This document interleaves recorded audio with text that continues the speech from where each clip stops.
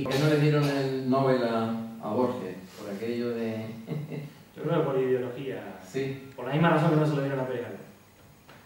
Sí, bueno, yo creo que no exactamente, ¿no? O parecido. Ideología o pensamiento político. Sí, pero uno a un lado y el otro en el otro, justo en el contrario, ¿no?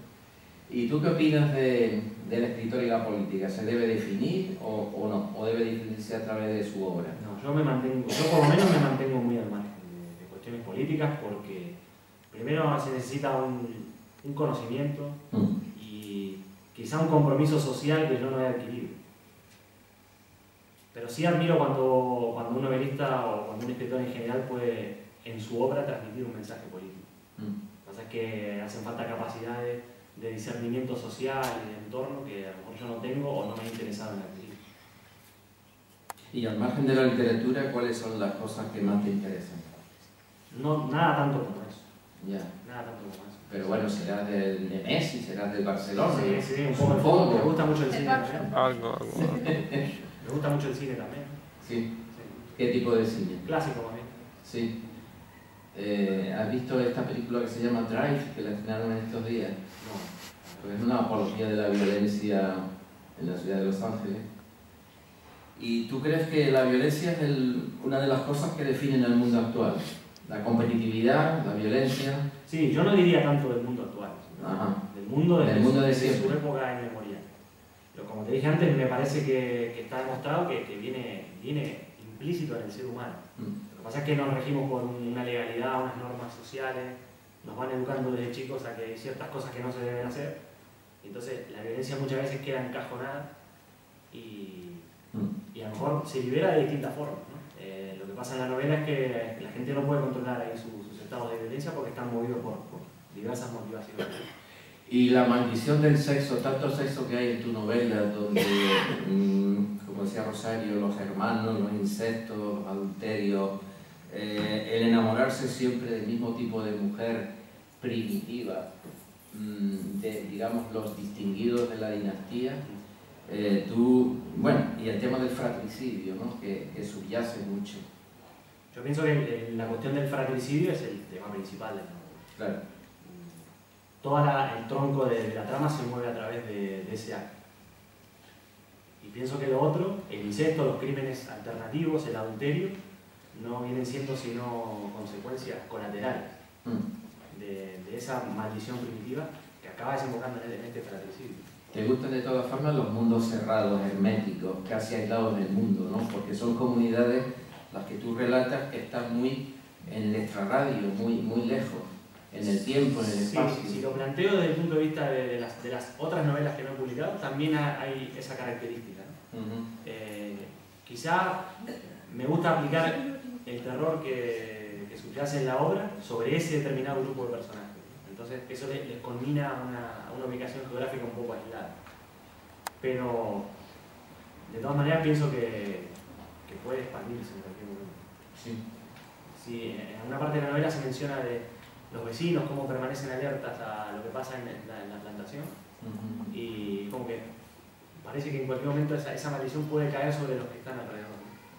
¿Y el vivir en una isla te condiciona de alguna manera o no te condiciona? Para nada. No te condiciona. Quizá hoy en día, pues al haber internet, vuelos de bajo coste, etcétera, el aislamiento de la isla ya no es el mismo, ¿no? No, y a la hora de llegar a los lectores, el tema de internet y de los medios de comunicación que hay es muy difícil. ¿Tú tienes un blog o una web? Tienes las dos cosas, ¿no? De momento una web, pero un blog pero poco. Sí. Eso es muy interesante, ¿no? La gente te da comentarios. Sí, dejan comentarios. Sí.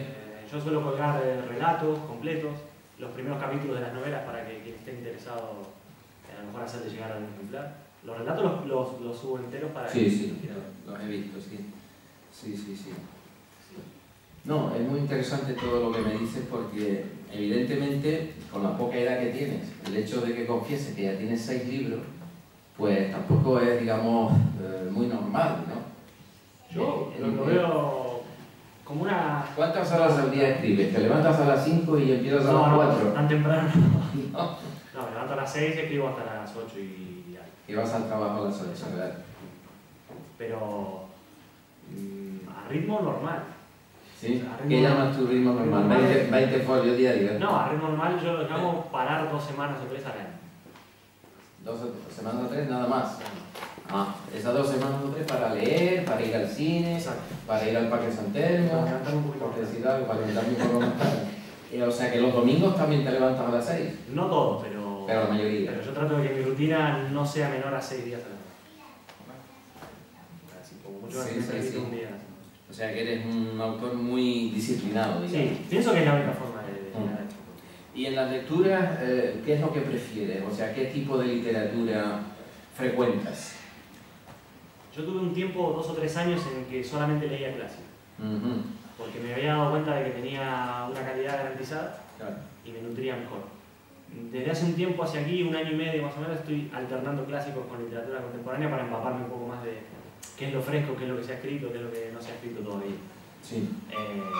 Hay un puñado de autores por los que tengo mucha más predilección. Por ejemplo, ¿nos mencionan algunos? Por ejemplo, Dostoyevsky, por ejemplo, Lutremont, Lovecraft, claro, Kafka, Shakespeare. Claro. Son autores que me gustan mucho, sobre todo por esto de la oscuridad del alma, de la mente humana y demás.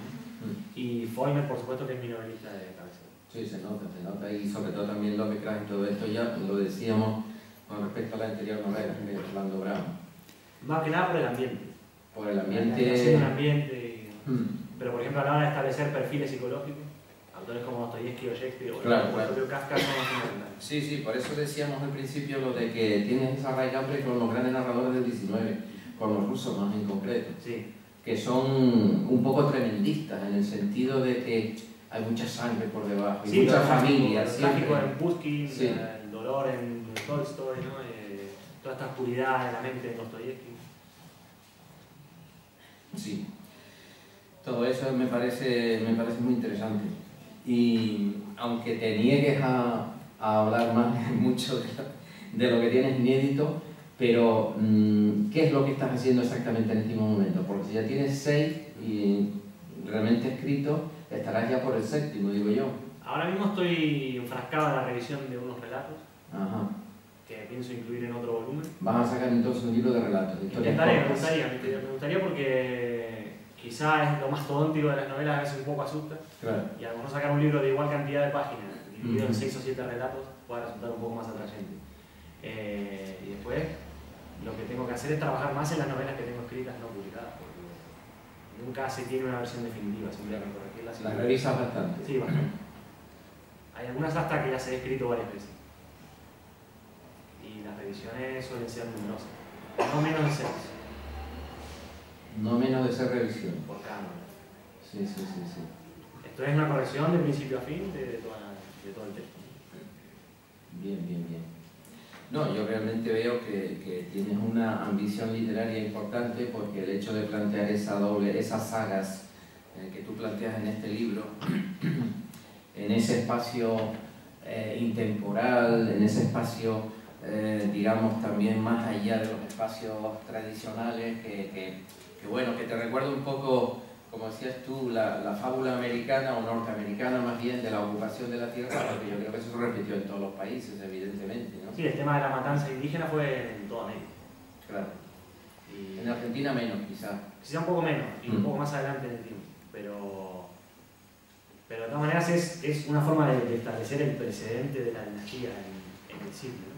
Claro. Rosario me comentaba antes que a lo mejor se podía haber explotado un poco más el tema de los indios, la maldición, todo lo que rodea a una tribu indígena con esos rituales y que a lo mejor, pero nunca se sabe, igual la maldición es posible por una maldición indígena que lanzaron. Mejor dejarla quietita. Sí. No, pero construir ya de entrada ese aldabonazo me parece que es un arranque muy interesante. Esa ocupación, digamos, violenta y sangrienta de las tierras, pues ya establece, como dices tú, un precedente. Y manejas una cita bíblica al comienzo de un libro poco conocido, poco frecuente, bastante profundo, el libro de los jueces. El libro de los jueces. Conoces bien la Biblia, claro. Sí, la he leído varias veces. ¿Y te parece una buena novela? Como pieza literaria es interesantísimo. Sí, más allá del componente religioso, como libro es muy interesante. Sobre todo ciertos pasajes. A mí me fascina el Apocalipsis y el libro de los jueces. Claro. Sí, una cita bastante profunda y lacerante también la que pones al comienzo, ¿no? Y sirve un poco de presagio también a todo lo que, claro. a todo lo que va a venir. Claro, claro, claro.